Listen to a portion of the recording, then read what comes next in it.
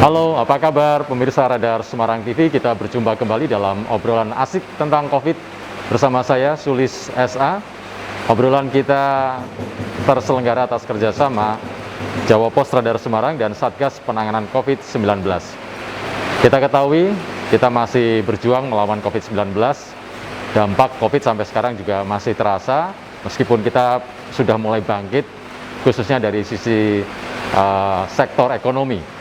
Kita ketahui salah satu yang terdampak akibat COVID-19 ini pandemi adalah sektor bisnis, usaha, UMKM. Nah, bagaimana sektor UMKM khususnya di Kota Semarang mensikapi pandemi COVID-19 ini?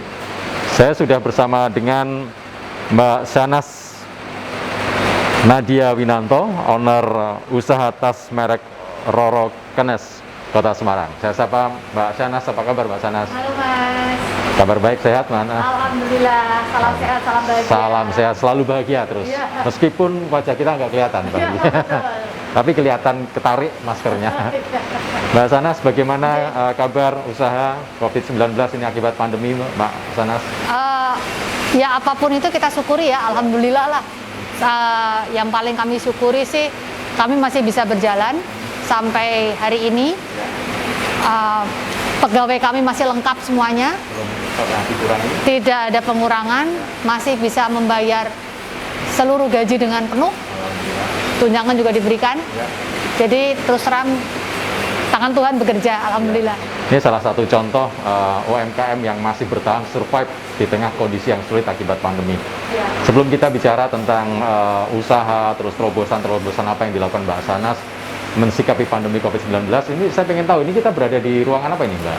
Ini kita ada di workshopnya Roro Kenes. Workshop Roro Kenes. Iya, betul. Nah, kalau boleh tahu ini Roro Kenes ini kan brand ya, merek tas betul, ya. iya. Bisa diinformasikan ini juga ke pemirsa Radar Semarang TV. Oke. Jadi Roro Kenes itu adalah artisan tas dari Semarang yang mengangkat akan eksplorasi anyaman pada media kulit dan juga kain tenun. Lalu kami juga mengusung konsep keberlanjutan, maksudnya sustainable dan juga ethical. Jadi arti sustainable di sini itu kami berusaha untuk menerapkan prinsip-prinsip berkelanjutan di dalam proses produksi dan juga barang yang dihasilkan di Roro Kenes. Itu dari hulu sampai dengan hilir. Seperti contohnya adalah satu, kita benar-benar memperhatikan akan limbah. Jadi seluruh vendor yang masuk ke Roro Kenes, karena kita kan terus terang kalau kita bicara akan kulit, itu proses kimianya dan proses produksinya cukup tinggi ya, dan merusak alam. Jadi vendor atau pabrik kulit yang masuk ke Roro Kenes, mereka wajib untuk memiliki SNI dan juga ISO, terutama untuk pengolahan limbahnya. Lalu yang kedua, mereka wajib juga untuk mempunyai yang namanya SGS Report. SGS Report Test. Jadi SGS Report Test ini menyatakan bahwa bahan kimia dan juga processing yang dipakai itu tidak berbahaya. Lalu di Roro Kenes sendiri, limbah yang dihasilkan dari proses produksi kami itu kurang dari 3%. Dan limbah ini kita sumbangkan kepada lokal crafter. Jadi bisa mereka, istilahnya dari limbah mereka bisa lakukan upcycle. Lalu selain itu juga kita menggunakan 90% konten lokal. Jadi semuanya berasal dari Indonesia, dari Pulau Jawa. Kami juga tidak memperhatikan, maksudnya gini, gender juga kami perhatikan sungguh-sungguh. Jadi tidak ada perbedaan antara pria dengan perempuan di sini.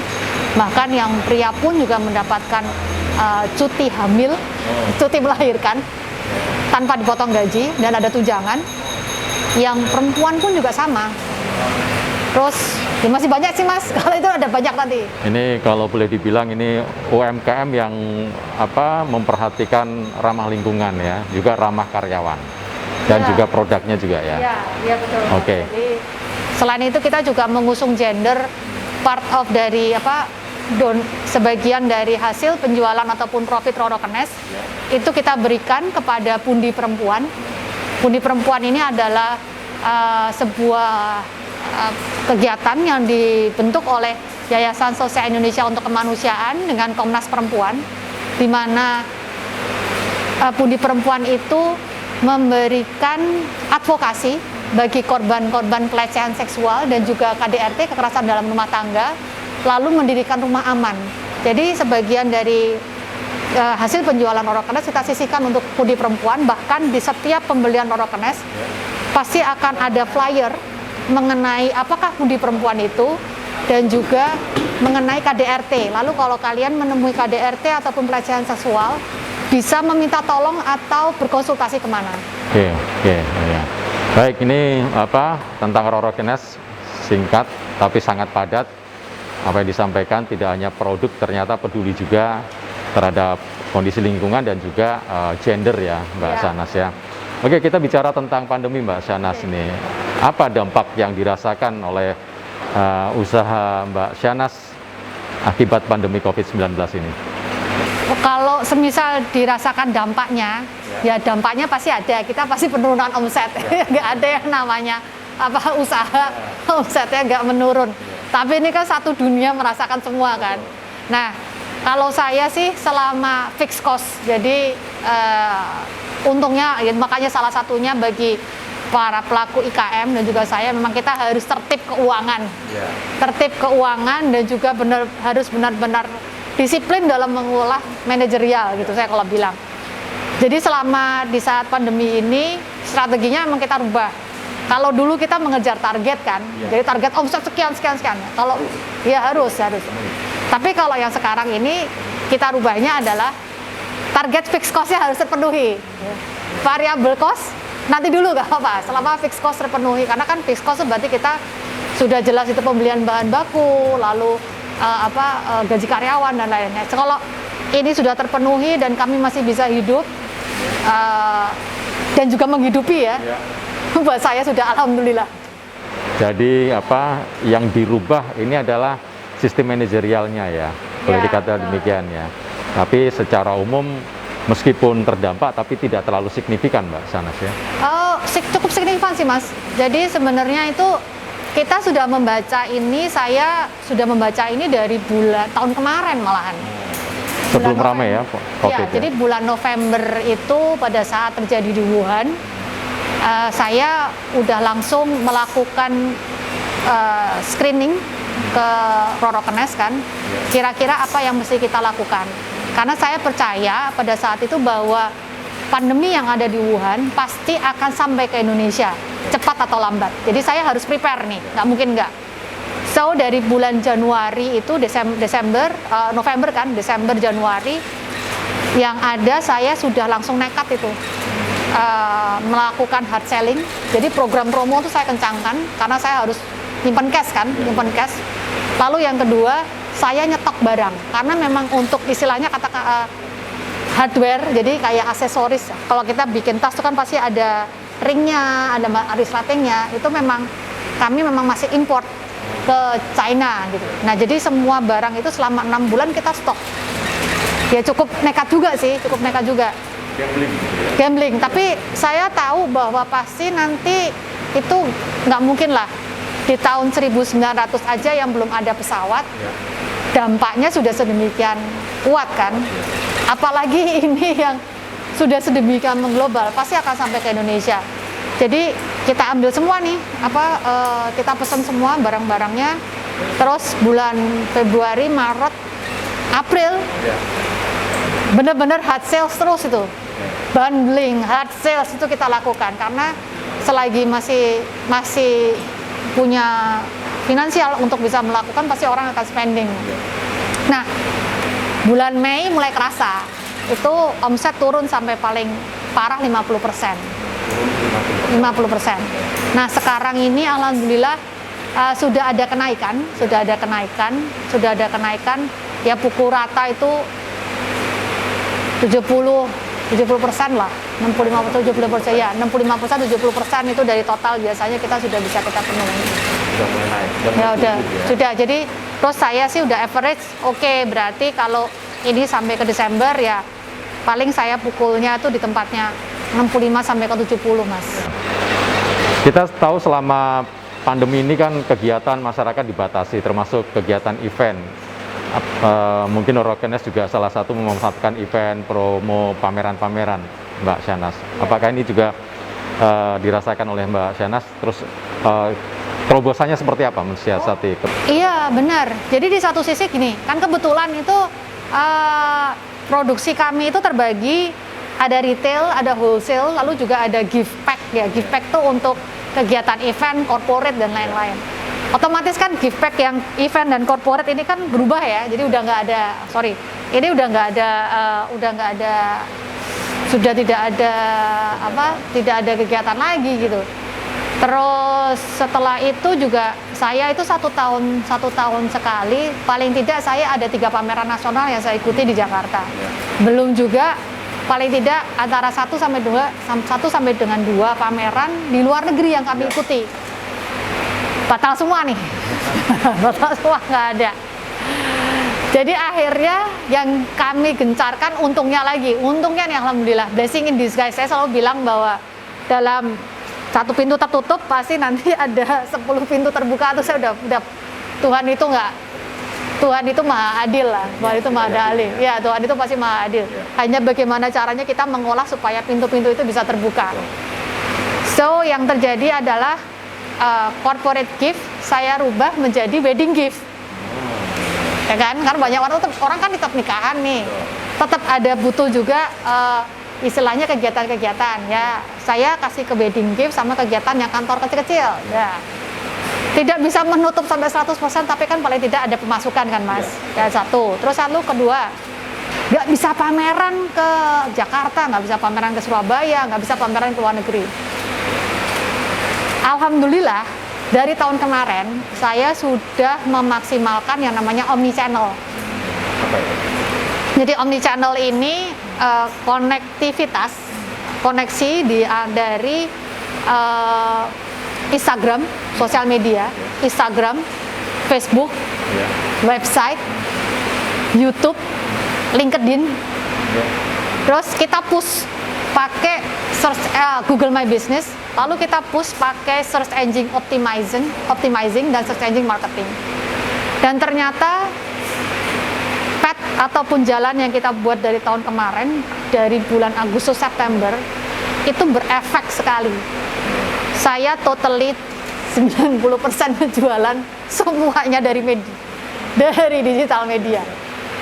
Gimana caranya itu tadi? Saya terus terang malah belum masuk ke marketplace. Saya baru masuk ke marketplace itu nanti rencananya di bulan Januari. Jadi ada marketplace khusus untuk artisan, karena kan memang bisnis modal kami artisan ya, bukan yang wholesale. Nah, kami baru akan masuk itu di bulan Januari. Jadi benar-benar kami hanya mengolah sosial media yang kita punya, Instagram, Facebook, website, LinkedIn, YouTube, terus disambung dengan Google My Business. Setelah itu pengerjaan SEO dan SEM. Jadi pembatasan kegiatan bukan berarti menghentikan bisnis ya. Intinya kepekaan membaca situasi pasar dan juga menyiapkan strategi ya. Dan sekarang kan lagi zamannya virtual expo.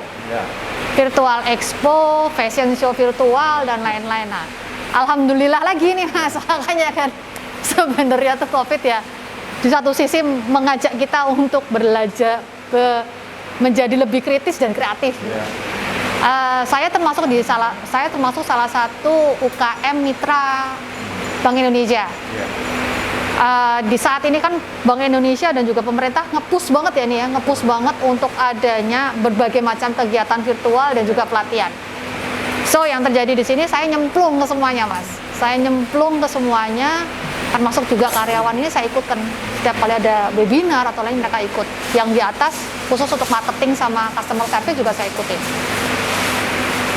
Tahun ini tuh saya alhamdulillah, kami ya Rorokenes, jangan saya, Rorokenes alhamdulillah terpilih menjadi salah satu member dari IKRA, Industri Kreatif Syariah Indonesia, yang pemilihannya dilakukan juga by online dan virtual proses kurasinya, dan itu cukup ketat. Hanya ada 80 tahun ini, mereka baru berjalan 3 tahun, setiap tahunnya mereka hanya mengambil sekitar 80 IKM seluruh Indonesia. Dari situ kemudian kita digodok lagi secara intensif sekolah. Nah, sekolahnya menyenangkan lagi nih, dilakukan dengan Zoom, online kan? Online semua, 3 minggu. Dan itu benar-benar dikucek habis. Yang ikut karena ini Zoom, ya ikut bukan cuma saya aja, tapi tim marketing, tim customer service yang di atas, tim produksi, saya ikutin. Jadi kan kita bisa dapat pemahaman yang baru lagi nih. Udah. Dari IKRA ini kemudian ada sebuah proses kurasi atau seleksi, di mana akhirnya saya bisa ikut virtual fashion show skala internasional, namanya Mercedes-Benz Fashion Week Rusia. Di Rusia? Dilakukannya di Jakarta, Mas. Di Jakarta. Jadi ada 8 desainer, 4 IKM yang mengikuti, itu ada proses seleksinya. Dan kemudian virtual ini dilakukan secara virtual, online, streaming ke 140 platform di Rusia, di Moskow, kemudian Eropa bagian timur, Middle East, Timur Tengah, dan juga Afrika. Jadi termasuk salah satunya yang menyiarkan fashion show kami itu ada Harper's Bazaar, Vogue, Rusia, dan lain-lain. Jadi ya blessing in disguise lagi kan. Selain itu juga ada satu lagi yang skala nasional itu yang Syari ISEF. ISEF itu Indonesia Syari Festival Economic Festival. Itu kita ikut juga untuk di situ juga. Lalu untuk yang skala internasional satu lagi itu alhamdulillah kami terkurasi masuk ke New York Now 2020. Jadi ada 6 IKM di Indonesia yang terpilih. Dan karena COVID akhirnya dilakukannya virtual lagi nih. Kita nggak berangkat ke New York. Tapi karena virtual, length periodiknya cukup lama. Dilakukan dari bulan Oktober sampai ke Desember. Jadi exposure-nya kita kan gede kan. Dan itu cuma juga saya nge-linkkan aja nih ke omnichannel-nya kita. Ya lumayan, maksudnya akhirnya setelah dari sampai ke sini nih kalau dilihat, saya kok akhirnya cuma bisa ngomongnya alhamdulillah ya. Ya, nanti jangan kaget ya kalau Roro Kenes nanti akan sejajar dengan brand-brand tas terkenal. Amin. Yang sering dipakai artis-artis itu, ya kan, dari Paris gitu kan. Ya. Mudah-mudahan. Nah, kalau bicara soal lini usaha ini ada berapa jumlah karyawan dan penerapan protokol kesehatannya bagaimana ini Mbak Sanas? Kalau saya lihat cukup ketat juga ini di Roro Kenes ini. Iya, ketat. Saya juga termasuk salah satu orang yang rewel ya. Jadi yang rewel. Karyawan kami itu total ada 13. Jadi maksudnya in-house itu dalam artian mereka mendapatkan gaji bulanan. Itu ada 13 orang. Lalu untuk klaster, jadi klaster itu yang penyokong di bawah, itu kami ada 2 klaster. Jadi mereka tidak mendapatkan gaji bulanan, tapi mereka sistemnya outsource. Jadi nyetor gitu loh, nyetor ke kami. Mitra. Satu itu adalah kelompok penjahit yang ada di Kendal, lalu satu lagi kelompok penganyam perempuan yang ada di Semarang. 4 jadi total 13 tambah 4 berarti berapa ya? 13 tambah 8 itu berarti 21. Selain itu kita juga bekerja sama dengan komunitas penenun perempuan yang ada di daerah Klaten. Mereka supply untuk kain-kain tenunnya. Nah, kalau protokol yang diterapkan di Roro Kenes itu sendiri wajib pakai masker. Jadi kita provide, saya memberikan masker setiap bulannya kepada karyawan. Itu jumlahnya dari 3 sampai dengan 6 masker. Kenapa? Karena satu masker ini satu hari mereka harus ganti 2 kali. Dari jam 9 sampai jam 12, kemudian jam 12 sampai jam 3. Kalau ingat, tapi kadang-kadang sering bandel juga, jadi saya harus ibunya yang ngingetin. Dulu awal-awal agak susah, tapi untungnya di sini kita pakai CCTV. Ketahuan. Jadi kalau misal ada yang copot masker atau deket-deketan, teriak nih dari atas. Jadi kan kadang-kadang saya kan nggak selalu di sini kan, saya kadang-kadang ke workshop, ke showroom. Ayo maskernya dipakai gitu. Langsung maskernya dipakai. Langsung diperingatkan. Iya, langsung diperingatkan dipakai. Sebelum masuk, pada saat masuk mereka wajib untuk cuci tangan, pakai hand sanitizer dan lain-lain lah. Itu udah standar. jarak diperhatikan. Betul. Ini saya lihat juga jaraknya juga jarak aman. Oh iya, jaraknya jarak aman. Karena Iya. kalau misal ada yang deketan pun, Iya. Susah teriak nanti lagi. gitu. Iya, iya. Itu kalau deket-deketan juga agak susah nanti lihatnya. Iya, betul. Iya. Jadi cukup ketat. Terus bahkan sampai yang istilahnya gini nih, dulu masih bebas-bebas aja, masuknya sepatu masuk kan. Iya. Ya sekarang nggak boleh. Jadi Hmm. sepatu yang dipakai dari rumah ataupun keluar, sandal Iya. ditaruh di luar, Keluar. masuk ke dalam ada sandal khusus. Dan bahkan ekstrimnya itu kita pas waktu Lebaran, Iya. Lebaran kan masih lagi parah-parahnya Ya. kan, lagi parah-parahnya dan waduh masih kayak begitu chaotic. THR saya bagi dua mas. THR saya bagi dua. Itu kan liburnya Sabtu ya, Iya. saya kasih separuh. Iya. Terus Minggu, Senin, Selasa, Rabu, Kamis masuk. Betul. Nah dari Minggu sampai hari Rabu Iya. mereka wajib nih random sampling. Iya. Nanti ditelepon sama saya, sama saya atau dari admin atau bagian produksi salah satu, ditelepon untuk ngecek kamu ada di mana. Sherlock wajib sama foto. Kalau ketahuan jalan-jalan, ya berarti dikurangi ntar. Ada penaltinya.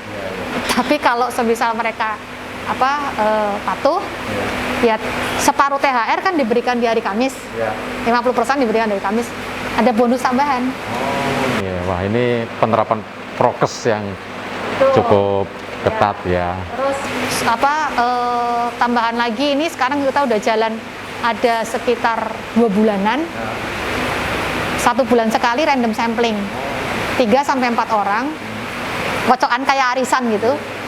Ngambil nama. Rapid test tapi yang serologi jadi diambil darah. Bekerja sama dengan salah satu laboratorium yang di sini Cito. Mereka datang untuk ngambil sampel.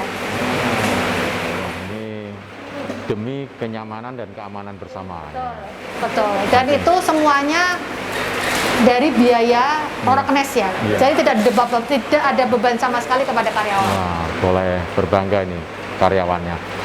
Oke Mbak Shanas, ini pandemi masih belum bisa kita menangkan pertempuran, tapi optimisme harus kita jaga ya. Iya. Ini saran Mbak Shanas untuk pelaku UMKM, khususnya di Kota Semarang, mensikapi kondisi pandemi ini agar minimal bisa tetap bertahan survive. Syukur seperti Roroknes mulai tumbuh, merangkak naik. Pesannya saya sih gini, nangis gak apa-apa. Nangis gak apa-apa, teriak-teriak gak apa-apa. Karena temannya banyak, satu dunia ya tidak dilarang, satu dunia seperti itu. Tapi kemudian setelah habis tangismu, habis teriakmu, berjalanlah gitu. Berjalanlah, berpikir tenang, berpikir tenang, dan kemudian apa ya istilahnya ya, kita bangkit dan berjalan karena kehidupan itu kan tidak berhenti, harus tetap. Kalau semisal istilahnya habis itu ngelokro bahasa Jawanya ya, ngelokro ya nggak survive ya. Lah makanya saya tuh kalau selalu bilang temennya banyak gitu loh, temennya banyak jadi nggak perlu Meratapi terus-menerus. buat apa. Jangan meratap terus-menerus. Iya boleh nangis tapi jangan. Iya betul. Karena terus lagi juga saya tuh paling gini, pemerintah memang wajib untuk membantu karena itu memang adalah tugas pemerintah. Ya. Tapi kemudian kembali lagi kehidupan itu kan bergantung kepada diri kita sendiri kan. Betul. So ada bantuan tidak ada bantuan, tetap kita harus survive. Harapan untuk pemerintah apa ini Mbak Shanas, khususnya terkait pandemi COVID-19 ini? Data, karena kejelasan data itu sangat kami perlukan untuk bisa membuat analisa dan kemudian membuat strategi ke depannya. Jadi kalau semisal datanya itu benar dan satu pintu gitu, satu benar dan satu gesehnya nggak banyak ya mas, terus satu pintu, saya bisa membaca, oh iya nih berarti persiapanku, karena ini kan udah masuk Q4 ya nih ya, Q3 udah selesai, masuk ke Q4. Oke, berarti paling tidak di 2021 nanti saya harus melakukan strategi apa. Dan saya terus terang malah kalau ditanya ada yang butuh bantuan finansial ataupun lain-lainnya, Alhamdulillah sih kita sudah dapat Mas. Jadi sudah dapat bukan berarti pemerintah ngasih uang ke saya, enggak loh ya. Tapi dengan banyaknya program kayak yang seperti tadi itu virtual, webinar, itu sangat membantu karena upscaling. Saya lebih senang investasi leher ke atas nih. Itu nggak akan lari. Terus yang kedua, Roro Kenes sendiri juga mendapatkan fasilitasi subsidi bunga kur. Jadi juga cukup membantu itu alhamdulillah. Lalu juga ada subsidi bunga pajak yang kita bisa katakan bahwa ini tepat sasaran karena kan langsung bisa terlihat datanya jelas, ada di OJK ada, di Bank Indonesia ada, langsung direct Mas, pembayarannya ke situ gitu. Jadi dana yang keluar pun kan juga istilahnya kadang-kadang ada sih yang saya tahu bahwa akhirnya kemudian dana itu dipakai untuk konsumsi pribadi kan. Ini kan berarti mengurangi beban bagi IKM. Terus di satu sisi juga prudence dalam artian tepat sasaran. Nah, itu terus kalau bisa sih harapan saya tahun depan diterusin lagi. Program pengurangan biaya kur dan juga subsidi pajak ini diteruskan lagi. Terus sama satunya lagi adalah data. Baik, Mbak Syanas, terima kasih waktunya sudah berbincang-bincang bersama kami. Maju terus Roro Kenes, mudah-mudahan tahun depan dengan strategi yang tepat kita akan bisa melihat bahwa ada salah satu brand tas dari Semarang yang sejajar Amin. dengan brand-brand yang sudah terkenal. Ya. Alhamdulillah, tahun ini juga alhamdulillah kami akhir November ini awal Desember kami terdisplay di Orchard Singapura. Sudah go internasional. Amin, amin, amin. Baik. Baik, terima kasih. Sukses Mbak Syanas. Pemirsa Radar Semarang TV, demikian perbincangan kita bersama dengan Mbak Syanas Nadia Winanto, owner usaha tas merek Roro Kenes. Lokasinya ada di kawasan Bukit Sari, Semarang Selatan. Sebelum kita akhiri perbincangan kita pada kesempatan kali ini, saya ingatkan Anda untuk selalu ingat pesan Ibu. Jaga jarak, memakai masker, dan memakai atau mencuci tangan kita dengan menggunakan sabun. Saya Sulis SA, terima kasih, salam sehat.